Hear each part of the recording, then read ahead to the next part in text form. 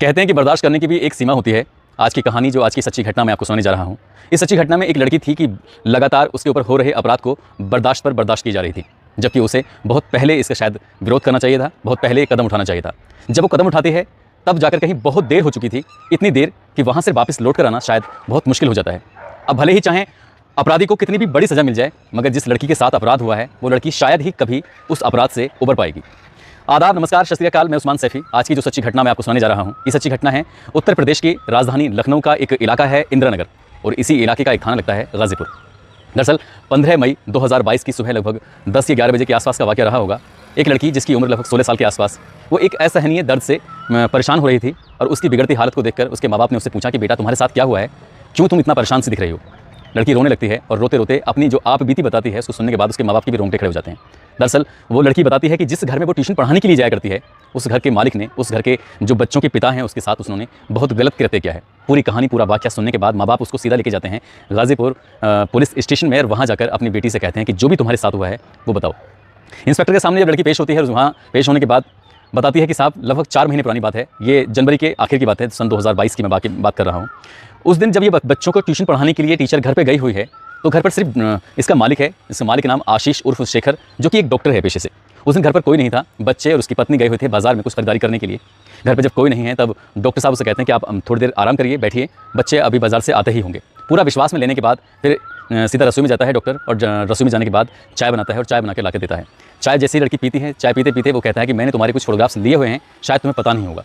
जैसे ये बात टीचर के सामने वो डॉक्टर रखता है, डॉक्टर की एज लगभग 40 साल के आसपास है, और टीचर अभी नाबालिग है जिसकी एज 16.5 या 17 साल के आसपास रही होगी। उसको वो फोटोग्राफ्स दिखाए जाते हैं, तो वो फोटोग्राफ्स दरअसल थे तो इसी टीचर के, लेकिन एडिट करके अपनी मोबाइल में रखे हुए थे। अब उनका रूप बदल चुका था, वो फोटोग्राफ्स अश्लील बन चुके थे।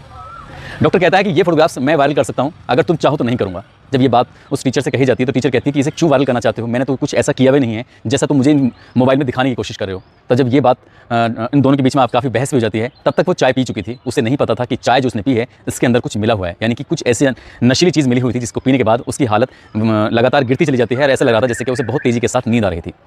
बच्चे और उसकी पत्नी अभी आने में काफ़ी देर थी, उसको वो कमरे में लेके जाता है और उसके साथ वो गंदा काम करता है, गलत काम करता है। घंटे 1.5 घंटे के बाद जब बच्चे आते हैं तब तक उस टीचर को कहीं ना कहीं होश आ चुका था, और उसकी जब हालत बिगड़ने लगती है तो इससे पहले कि बच्चे आते, उन बच्चों को बच्चे नहीं मतलब इस टीचर को एक वीडियो जो उसने बनाया था उसकी गंदा काम करते हुए वो दिखाता है, कहता है कि ये वीडियो तुम्हारा मैंने अपने मोबाइल में कैद कर लिया है। आज हमारे बीच में जो भी कुछ हुआ है, ये बात तुमने बाहर जाकर पुलिस को या परिवार वालों को या किसी को बताने की कोशिश की तो इसमें सचमुच में इसको वायरल कर दूंगा। अभी तक जो उसने फोटोग्राफ्स दिखाए थे वो एडिट किए हुए थे, लेकिन अब जो वीडियो दिखाया था वो एडिट नहीं था, बल्कि सचमुच गंदा वीडियो था, और वो उसी लड़की का था जिसको वो शायद किसी भी कीमत पर नकार नहीं सकती थी।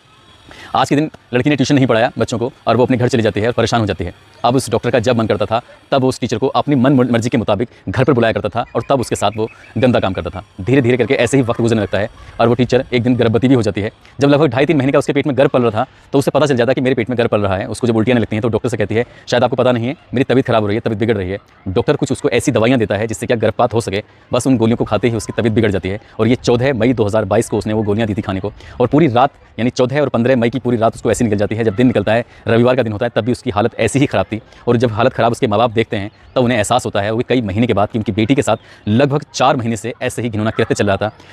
लड़की ये भी बताती है, इनकी टीचर ये भी बताती है कि जब इसकी पत्नी घर पर मौजूद नहीं होती थी, बच्चे घर पर मौजूद होते थे, तो बच्चों को वो कमरे में बंद कर दिया करता था कि जो मैम ने काम दिया है तुम उसकी तैयारी कर लो, और वो उस टीचर को लेकर दूसरे कमरे में उसके साथ रंगरेलियां बनाया करता था, गलत काम करता था। फिलहाल पुलिस ने उस डॉक्टर के खिलाफ मुकदमा दर्ज कर लिया है, उसको गिरफ्तार कर लिया है। लड़की का मेडिकल परीक्षण कराया जा रहा है। लड़की नाबालिग है, नाबालिग की धाराएं जो हैं शायद पोस्को एक्ट भी लगाया गया है, और साथ ही जो उसके खिलाफ जो भी गंभीर धाराएं लग सकती हैं वो लगाई जा रही हैं। SHO गाजीपुर कहते हैं कि इस आरोपी डॉक्टर को किसी भी कीमत पर बख्शा नहीं जाएगा।